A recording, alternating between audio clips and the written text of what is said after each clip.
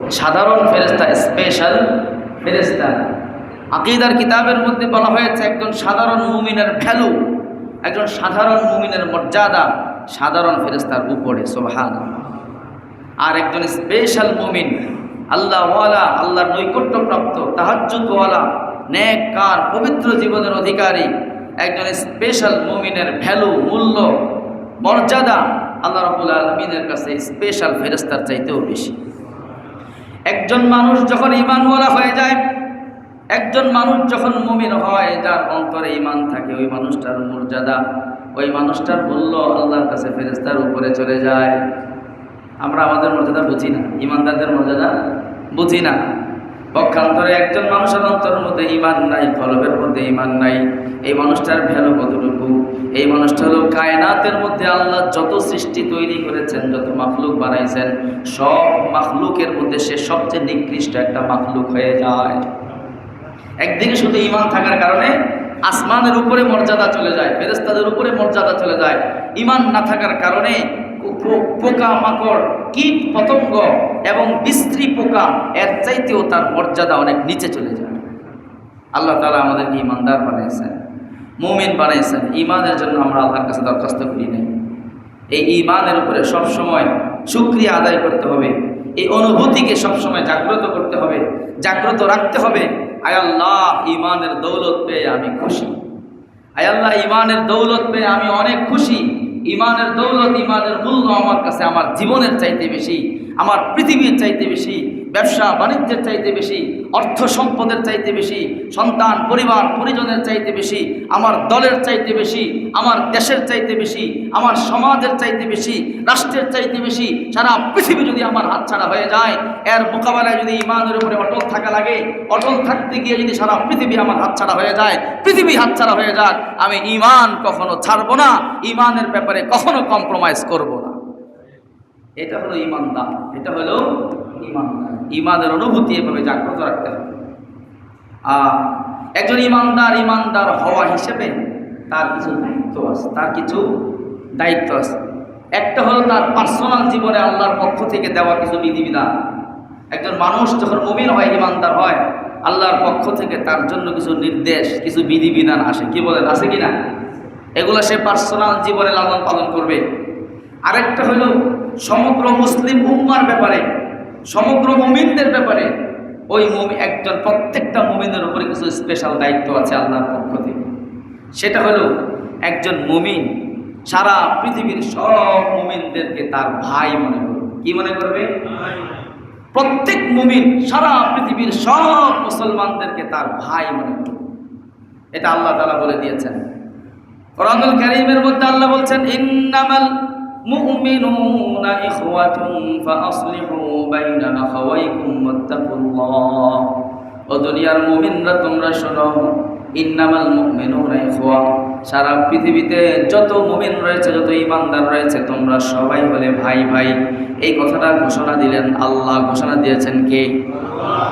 একজন মুমিনকে, প্রতিটা মুমিনকে, সারা পৃথিবীর সব মুসলমানের প্রতি এই মনোভাব রাখতে হবে যে পৃথিবীর যেখানেই কালিমাওয়ালা আছে, সে আমার ভাই, সে আমার ভাই। এই সম্পর্ক আল্লাহ তৈরি করে দিয়েছেন। আল্লাহ রাব্বুল আলামিন তো মুমিনদেরকে ভাই ভাই বললেন। আল্লাহ রাসূল সাল্লাল্লাহু আলাইহি ওয়াসাল্লাম বিষয়টাকে আরো মজবুত করে দিয়েছেন। আল্লাহ রাসূল বললেন, সারা পৃথিবীর মুসলমানরা ভাই ভাই, এরা তো ঠিক আছে, শুধু এতটুকু নয়, এর চাইতেও বেশি। আল মুমিনুনা কাজাসাদিন ওয়াহিদিন, সারা পৃথিবীর সব মুমিনরা একটা দেহের সমান, একটা দেহের মতো। কিসের মতো? একটা দেহের মতো। সারা পৃথিবীর মুমিনরা একটা শরীরের মতো। আল্লাহ রাসূল উদাহরণ দিয়ে বললেন, মুসলিম শরীফের মধ্যে হাদিস এসেছে 2586 নম্বর হাদিস।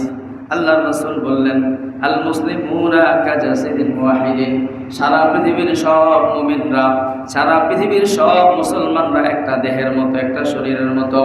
আল্লাহ রাসূল উদাহরণ দিয়ে বোঝালেন, ও আমার উম্মতি শোনো, তোমার একটা শরীর আছে, শরীরের মধ্যে হাত আছে, পা আছে, চোখ আছে, নাক আছে, কান আছে, গলা আছে, জিহ্বা আছে, অঙ্গ প্রত্যঙ্গ আছে।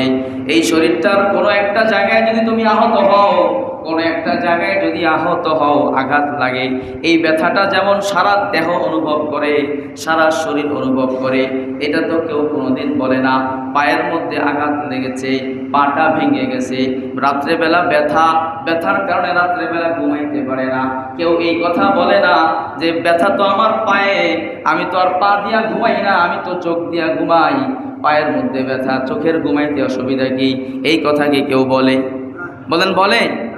চোখের মধ্যে তো আঘাত লাগে নাই। এই উদাহরণ আরেকবার দিয়েছিলাম। একজন মানুষের মাথার মধ্যে আঘাত লাগলো, মাথার উপরে কেউ বড় কুড়াল দিয়ে আঘাত করে মাথার খুলিটা ভেঙে দিল, মাথার মধ্যে অনেকগুলো অপারেশন, জোড়া লাগানো। এখন এই মাথার ব্যথার কারণে সারা শরীরের মধ্যে জ্বর, মাথার ব্যথার কারণে চোখের মধ্যে ঘুম আসে না, মাথার ব্যথার কারণে ভালো খাবার খাইতে ইচ্ছা করে না। কেউ যদি তাকে অফার করে, চলো বন্ধু তোমাকে নিয়ে সুগন্ধায় আজকে বিরিয়ানি খাওয়াবো, ভালো খানা খাওয়াবো, চলো তুমি আমার সাথে। ওই লোক বলে, ভাই আমার মাথায় আঘাতের কারণে সারা শরীরের মধ্যে ব্যথা, সারা শরীরের মধ্যে জ্বর, আমি সুগন্ধা যেতে পারবো না।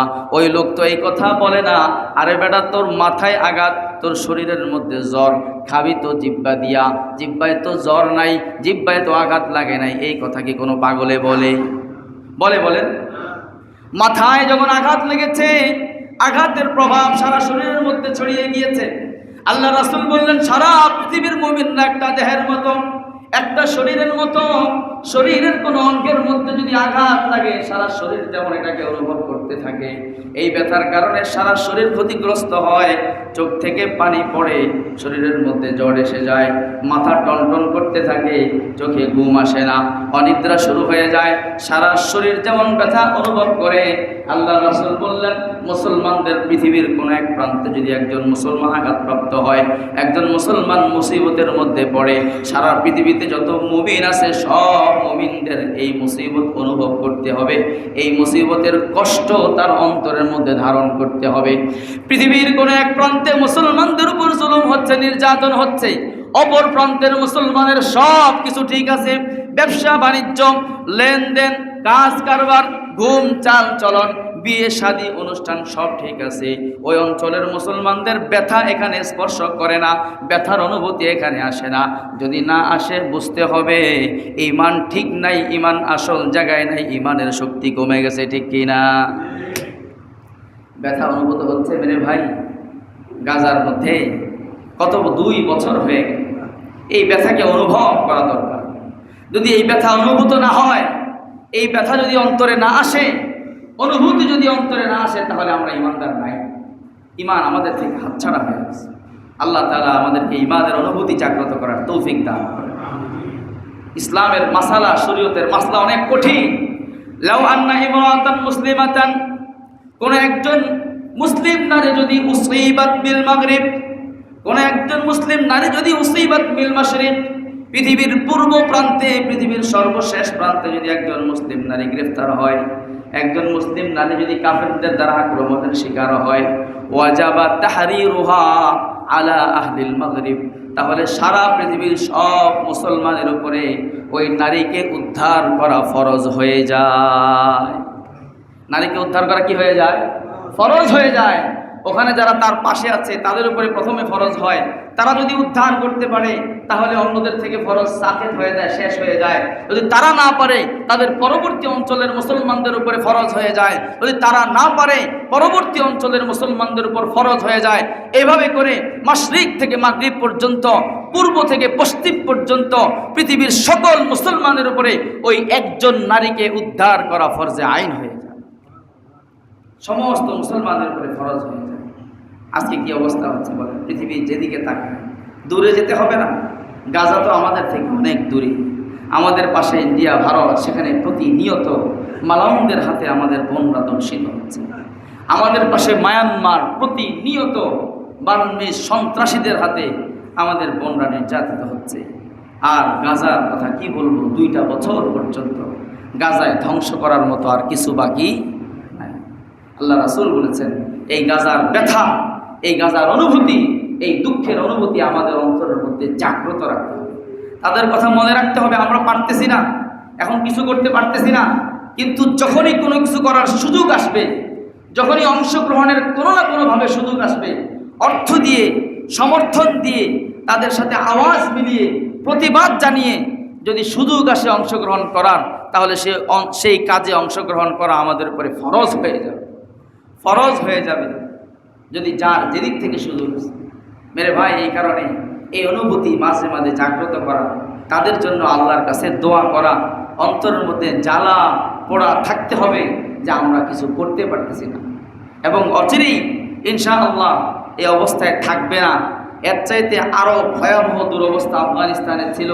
আল্লাহ রাব্বুল আলামিন 20 বছর পরে বিজয় দিয়েছেন কি দেন নাই? বলেন, বিজয় এসেছে কিনা? অবশ্যই বিজয় আসবে। আজকে তারা শুধু ইসলামের জন্য, ঈমানের উপরে অটল থাকার জন্য, মসজিদে আকসাকে সুরক্ষিত রাখার জন্য আজকে তাদের রক্তের নজরানা তারা পেশ করতেছে। 2 বছর পর্যন্ত তারা তাদের সন্তান, তারা তাদের স্ত্রী, মা বোন, তারা তাদের নারীরা স্বামীদেরকে হারাচ্ছে, মায়েরা সন্তানদেরকে হারাচ্ছে। 2 বছর পর্যন্ত তারা তাদের রক্তের নজরানা দিয়ে যাচ্ছে।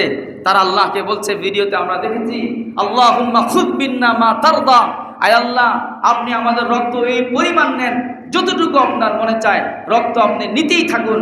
আমাদের রক্তের উপরে যেন মসজিদে আকসা আবার মুসলমানদের হাতে আসে, মসজিদে আকসা যেন আবার রক্ষা পায়, মসজিদে আকসা যেন আবার কেউ উদ্ধার করতে পারে, মুসলমানদের হাতে আসে। এই কারণে তারা রক্ত দিয়ে যাচ্ছে। আমাদের দোয়াগুলোতে তাদেরকে স্মরণ রাখতে হবে।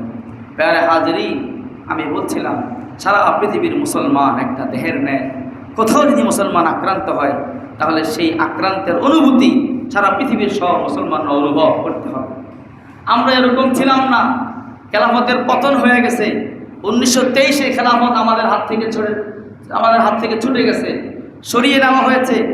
1200 বছর পর্যন্ত পৃথিবীতে মুসলমানদের খেলাফত ব্যবস্থা ছিল, মুসলমানদের খেলাফত প্রতিষ্ঠিত ছিল। 1200 বছর পর্যন্ত পৃথিবীতে এমন কোনো শক্তি ছিল না যেই শক্তি মুসলমানদের দিকে চোখ রাঙিয়ে তাকাইতে পারে। 1200 বছর পর্যন্ত পৃথিবীতে কেউ মুসলমানদের গায়ে হাত দিয়ে সেই হাত সুরক্ষিত থাকে নাই, মুসলমানদের নারীদের উপরে হাত দিয়ে সেই হাত ঠিক থাকতে পারে নাই। 1200 বছর পর্যন্ত পৃথিবীর কোনো অঞ্চলে কেউ মুসলমানদের গায়ে হাত দিয়েছে, সঙ্গে সঙ্গে ইসলামী শক্তি সেই হাতকে ভাঙার জন্য রাস্তায় নেমে এসেছে। এটা ছিল 1200 বছরের ইতিহাস। আজকে পৃথিবীতে সবচেয়ে সস্তা রক্ত হলো মুসলমানদের রক্ত। আজকে পৃথিবীতে একটা কুকুরের রক্তের ভ্যালু আছে, একটা প্রাণীর জীবনের মূল্য আছে, কিন্তু মুসলমানদের জীবনের মূল্য নেই। এর একমাত্র কারণ, পৃথিবীতে মুসলমানদের ইন্টারন্যাশনাল পাওয়ার নাই, আন্তর্জাতিক শক্তি নাই, মুসলমানদের কোনো কেন্দ্র নাই, মুসলমানদের একজন অভিভাবক নাই, মুসলমানদের একজন খলিফা নাই, মুসলমানদের খেলাফা ব্যবস্থা নেই। মুসলিম রাষ্ট্র আছে, মুসলিম জনগোষ্ঠী আছে, 200 কোটি মুসলমান পৃথিবীতে আছে। আল্লাহ রাসূল সাল্লাল্লাহু আলাইহি ওয়াসাল্লাম এই দিনটার কথা, এই সময়টার কথা হাদিসে পাকের মধ্যে বলে গেছেন। আল্লাহ রাসূল বলছেন, 4297 নম্বর হাদিস, আবু দাউদ শরীফের। আল্লাহ রাসূল বলছেন, ইউশাকু আন তাদাআ আলাইকুমুল উমাম তাদাআয়াল আকিলাতি আলা কাসাতিহা। আল্লাহ রাসূল বলেছেন, ও আমার উম্মত, অচিরেই তোমাদের মাঝে এমন একটা সময় আসবে, এমন একটা জমানা আসবে, যেই জমানায় সারা পৃথিবীর সব জাতি তোমাদেরকে ভাগ করে খাওয়ার জন্য একে অপরকে ডাকতে থাকবে, তোমাদের উপরে নির্যাতন চালানোর জন্য, হামলা করার জন্য, তোমাদেরকে নিঃশেষ করার জন্য একজন আরেকজনকে ডাকতে থাকবে। কেমন করে ডাকবে? তাদাআয়াল আকিলাতি আলা কাসাতিহা। আমরা যখন দস্তরখান বিছিয়ে বড় প্লেট সাজিয়ে খাওয়ার জন্য বসে যাই, একজন আরেকজনকে ডাকি, ও ভাই আসো আমার প্লেটে বসো, ও ভাই আসো আমার প্লেটে বসো। কি বলেন আপনারা? দেখেন নাই, তাবলীগের সাথীরা বড় প্লেট নিয়ে যখন খাইতে বসে, একজন আরেকজনকে প্লেটের দিকে খাওয়ার জন্য ডাকে। আল্লাহ রাসূল বলেন, দস্তরখানের মধ্যে খাওয়ার জন্য একজন আরেকজনকে যেমন ডাকে, মুসলমানদের এমন একটা সময় আসবে, কাফেররা মুসলমানদেরকে খাওয়ার জন্য, নিঃশেষ করার জন্য একে অপরকে ডাকতে থাকবে। সাহাবায়ে কেরাম জিজ্ঞাসা করলেন, সাহাবায়ে কেরামের তৎকালীন সংখ্যা ছিল, যেই সময়ে হাদিস আল্লাহ রাসূল বলতেছেন সারা পৃথিবীতে ঈমানদারদের সংখ্যা, সাহাবারাই ছিল একমাত্র ঈমানদার। সাহাবাদের সংখ্যা তখন সবচেয়ে বেশি হলে 50 থেকে 60 হাজার সাহাবী, 50 থেকে 60 হাজার মুসলমান সাহাবায়ে কেরাম। আল্লাহর রাসূল বললেন, আল্লাহর রাসূলকে বললেন, ইয়া রাসূলুল্লাহ, সারা পৃথিবীর মুসলমানদেরকে নিঃশেষ করার জন্য কাফেররা এভাবে একে অপরকে ডাকাডাকি করবে, ওই সময় কি আমাদের সংখ্যা, মুসলমানদের সংখ্যা আজকের দিনের চাইতেও কম হবে?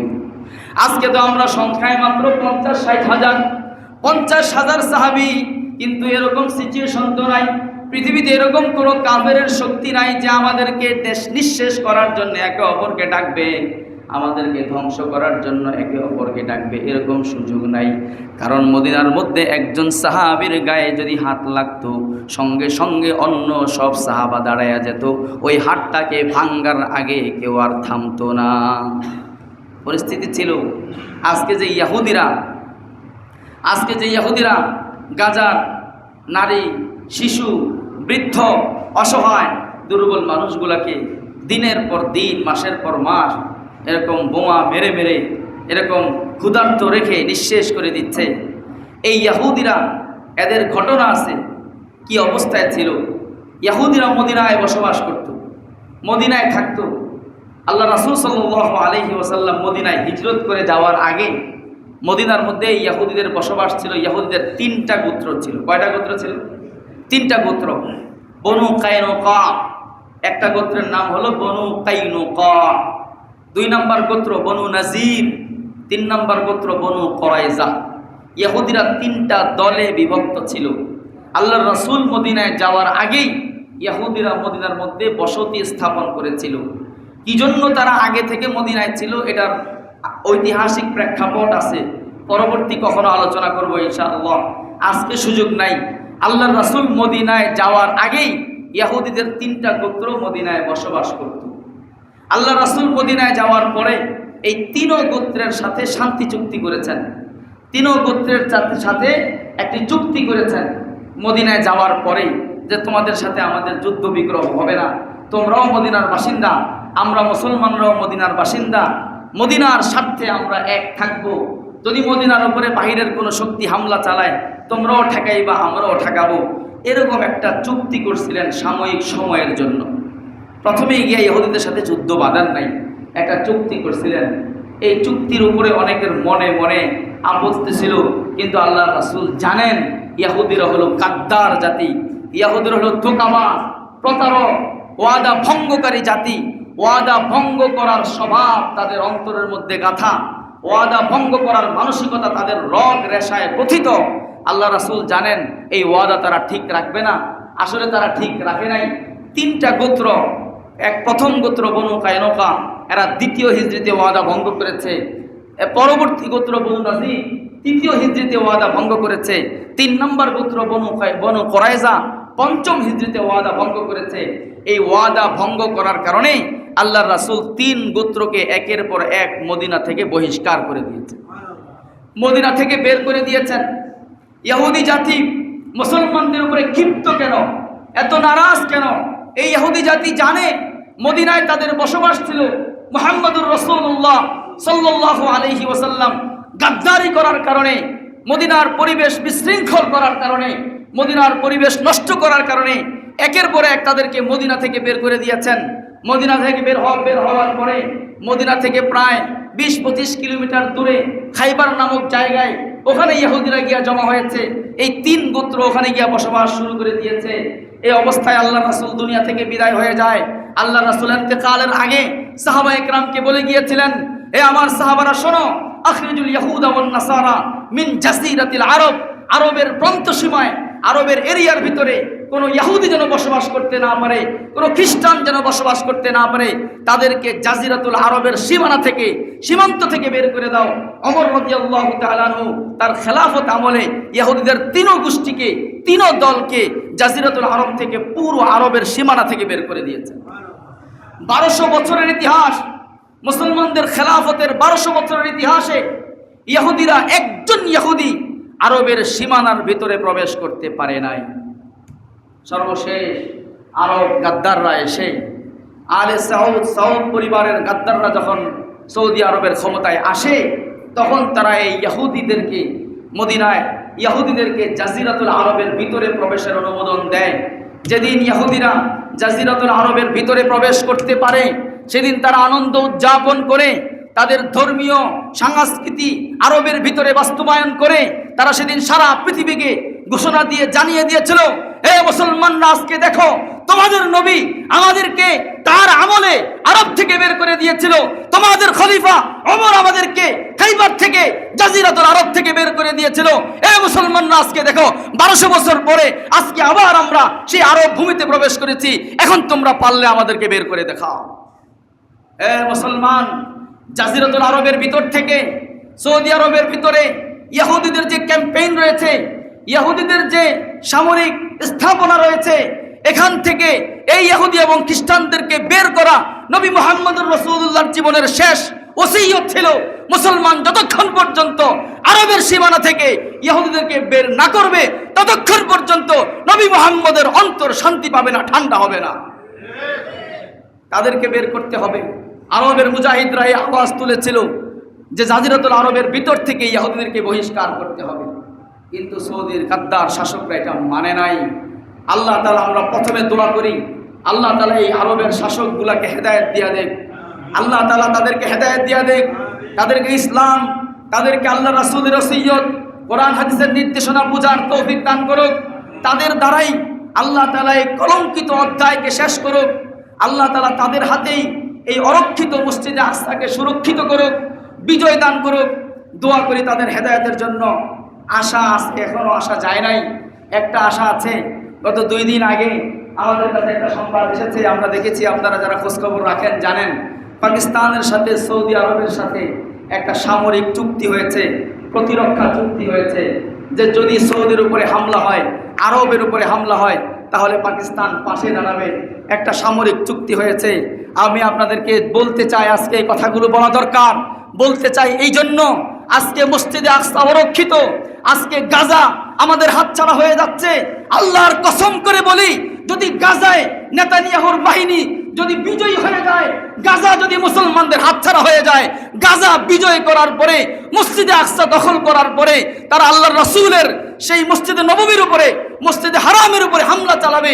যেদিন গাজা পরাজিত হয়ে যাবে, সেদিন সঙ্গে সঙ্গে মসজিদে হারামও পরাজিত হয়ে যাবে। এই কারণে গাজার মুজাহিদরা বুঝতেছেন যে গাজা যদি হাতছাড়া হয়ে যায়, মুসলিম উম্মতের আর কিছুই থাকবে না, মুসলমানদের আর কিছুই থাকবে না। গাজাকে শেষ করার পরেই তারা মসজিদে নববীর উপর হামলা চালাবে। এই কারণে আজকে যদি তাদের এখনো, আরবদের যদি সুবুদ্ধির উদয় হয়, আরবরা যদি এখনো বুঝে যে না, মুসলমানদের মুক্তি আজকে হামাস যেই পথে হাঁটতেছে সেই পথে রয়েছে, তাহলে এখনো যদি বুঝে, এখনো যদি তারা সিদ্ধান্ত নেয়, তাহলে এখনো বাঁচার সুযোগ আছে। সারা পৃথিবীর মুসলমানদের হাতে যেই শক্তি আছে, কাফেরদের হাতে এখনো পর্যন্ত সেই শক্তি নাই। সৌদি আরব এবং পাকিস্তানের সামরিক চুক্তি, প্রতিরক্ষা চুক্তি হয়েছে। আমরা দোয়া করি আল্লাহ রাব্বুল আলামিন এই চুক্তির ফলাফল আমাদেরকে দেখার তৌফিক দান করে। সৌদি আরবের কাছে অর্থনৈতিক শক্তি আছে, পাকিস্তানের কাছে সামরিক শক্তি আছে, মালয়েশিয়ার কাছে ইকোনমিক পাওয়ার আছে, ব্যবসায়িক শক্তি আছে, এরকম পৃথিবীর বাংলাদেশের কাছে শক্তি আছে। আলহামদুলিল্লাহ, সারা পৃথিবীর মুসলমানদের অন্তরকে ঠান্ডা করে একটা নতুন শক্তি পৃথিবীতে আবির্ভূত হয়েছে। একটা নতুন শুধু শক্তি নয়, একটা পরাশক্তি পৃথিবীতে এসেছে।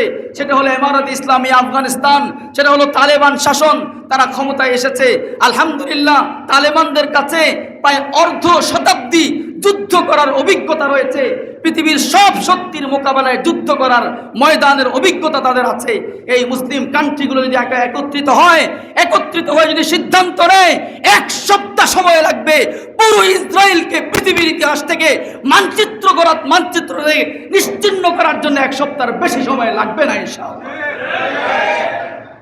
আল্লাহ রাব্বুল আলামিন মুসলমানদের এই প্রতিরক্ষা চুক্তি, শান্তি এবং সামরিক চুক্তিকে কবুল ফরমান। আমি বলতেছিলাম যে তারা বনু কায়নুকাকে আল্লাহ রাসূল মদিনা থেকে বের করে দিয়েছেন। কি জন্য বের করে দিয়েছেন ঘটনাটা বলি। একজন মুসলিম নারীর উপরে, একজন মুসলিম নারীর সম্মান হানি করা হয়েছিল। একজন মুসলমান নারী মদিনার বাজারে গিয়েছে তার কিছু পণ্য, তার কিছু অলংকার বিক্রি করার জন্য। মদিনার বাজারে, বনু কায়নুকার বাজারে ইহুদিদের স্বর্ণের দোকান ছিল, অলংকার ব্যবসায়ী ছিল তারা। একজন মুসলিম নারী তার কিছু অলংকার বিক্রি করার জন্য ইহুদির দোকানে যায়। আপনারা জানেন ইহুদিদের উদ্দেশ্য হইল চরিত্র হনন করা, নারীদেরকে পোশাক মুক্ত করে মার্কেটে চালানো, ঘুরানো ফিরানো, মার্কেটে বের করা, এটা হলো ইহুদিদের চরিত্র। তারা সব সময় পৃথিবীতে অশ্লীলতা ছড়াইতে চায়। ওই ইহুদি মুসলিম নারীকে বলে, তুমি যদি আমার কাছে তোমার অলংকার বিক্রি করতে চাও, তাহলে প্রথমে তোমার চেহারা খুলতে হবে, তোমার শরীর খুলতে হবে, আমি দেখে তারপরে কিনবো। মহিলা বলে, আমি তোমার কাছে পণ্য বিক্রি করব, তুমি টাকা দিবা, এর সাথে চেহারা দেখানোর কি সম্পর্ক? আমরা বলি, আমি সাবান কিনবো, এর সাথে নগ্ন চেহারা দেখার কি সম্পর্ক? আমি কয়েল কিনবো, নগ্ন চেহারা দেখার কি সম্পর্ক? আমি পণ্য কিনবো, প্যাকেটের মধ্যে নগ্ন নারীর চেহারা কি জন্য আসে? আমি সংবাদ শুনবো, নগ্ন নারী কেন সেখানে উপস্থাপক হতে হবে? উদ্দেশ্য হলো সারা পৃথিবীকে পণ্য বিক্রি করা না, সংবাদ শোনানো না, পুরো পৃথিবীর মধ্যে অশ্লীলতা ছড়ায় দেওয়া হলো তাদের উদ্দেশ্য। সেই অশ্লীলতা ছড়ানোর জন্য, ইহুদি এবং আমেরিকান এজেন্ডা বাস্তবায়ন করার জন্য যুগে যুগে বাংলাদেশে অনেক ষড়যন্ত্র হয়েছে। আজকে পর্যন্ত সেই ষড়যন্ত্র অব্যাহত আছে। ইনশাআল্লাহ সেদিন বেশি দূরে নয়, ইসলামী খেলাফত আবার পৃথিবীতে আসতেছে, পবিত্রতার পরিবেশ আবার পৃথিবীতে আসতেছে, মুসলমানদের ঈমানি পরিবেশ আবার পৃথিবীতে আসতেছে। আমরা নিয়ত করি, আজম করি, আল্লাহ তাআলাকে বলি, রব্বুল আলামিন খেলাফত আবার ফিরে আসতেছে, ওই খেলাফত ফিরে আসার পথে যদি কোনো কোরবানি দেওয়ার সুযোগ হয়, সেখানে আপনি আমাদের সবাইকে কবুল করে নিন, অংশগ্রহণের তৌফিক দান করেন। ইহুদি বলেন, তোমার থেকে পণ্য কিনবো, চেহারা খোলো। মহিলা বলে, কেন চেহারা খুলতে হবে? পণ্যের সাথে চেহারা খোলার কি সম্পর্ক? মহিলার চেহারা খোলে না, ইহুদি নারাজ হয়ে যায়। মহিলা কিছুক্ষণ বসা ছিল। মদিনার নারীদের, মুসলমান নারীদের জন্য নির্দেশ ছিল, তারা ভিতরের পোশাকের উপরে আলাদা আরেকটা চাদর পরিধান করত। এটা বোরখার মতো হতো, আলাদা চাদর। এই চাদর দিয়ে তার চেহারা, শরীর টরীর সব ঢাকা থাকতো, অনেক বড় হতো, কিন্তু এটা আলগা সিলাই করা হইতো না।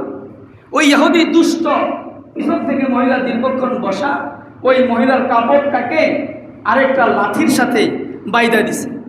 মহিলার কাপড়টাকে লাঠির সাথে বেঁধে। ইহুদি কত বড় হারামি, ইহুদি কত বড় ধোঁকাবাজ, কত বড় ষড়যন্ত্রবাজ। কোরআনুল কারীমের মধ্যে আল্লাহ তাআলা ইহুদিদের নিয়ে লম্বা আলোচনা করেছেন। ইহুদিদের চরিত্র, চেহারা আল্লাহ খুলে দিয়েছেন। কোরআনুল কারীমের মধ্যে আল্লাহ ইহুদিদের উপর বিরক্ত হয়ে বলছেন, আল্লাহ বিধান দিয়েছেন, সেই বিধানটাকে ঘুরাইয়া ফিরাইয়া আল্লাহ তাআলার সাথে ঠাট্টা মশকরা শুরু করে দিয়েছে। আল্লাহ বিরক্ত হয়ে ইহুদিদেরকে বলেছেন, কুনু কিরাদাতান খাসিন, এই ইহুদি অভিশপ্ত, তোরা সবাই বানর হয়ে যা। আল্লাহ তাআলা ইহুদিদের একটা দলকে বানর বানায় দিয়েছিলেন। আমরা দোয়া করি, রব্বুল আলামিন তাদের পূর্ববর্তী বংশধরকে যেমন আপনি বানর বানাইছেন, নেতানিয়াহু এবং তার অনুসারীদেরকে তেমন আপনি বানর বানায় দেন, বানর বানায় তাদেরকে ভূমধ্যসাগরে ধ্বংস করে দেয়। তো পিছন থেকে তার কাপড়টা বাইন্ধা দিচ্ছে। বেঁধে দেওয়ার কারণে মহিলা যখন বোঝে না, জানে না, পিছন থেকে কাপড় বাঁধা, মহিলা যখন দাঁড়ায় গেছে, সঙ্গে সঙ্গে মহিলার উপরের কাপড়টা সরে গেছে, মহিলার চেহারাটা খুলে গেছে। মুসলিম নারী, ইমানদার নারী কখনো চেহারা পর পুরুষকে দেখায় না, কখনো সাধারণ মানুষকে চেহারা দেখায় না। মুসলিম নারীর অন্তরটা ভেঙে গেল। আজকে ইহুদি যখন কাপড়টা সরে যায়, সব ইহুদিরা ওই মুসলিম নারীকে নিয়ে ঠাট্টা মশকরা করতে শুরু করলো, হাসতে শুরু করলো।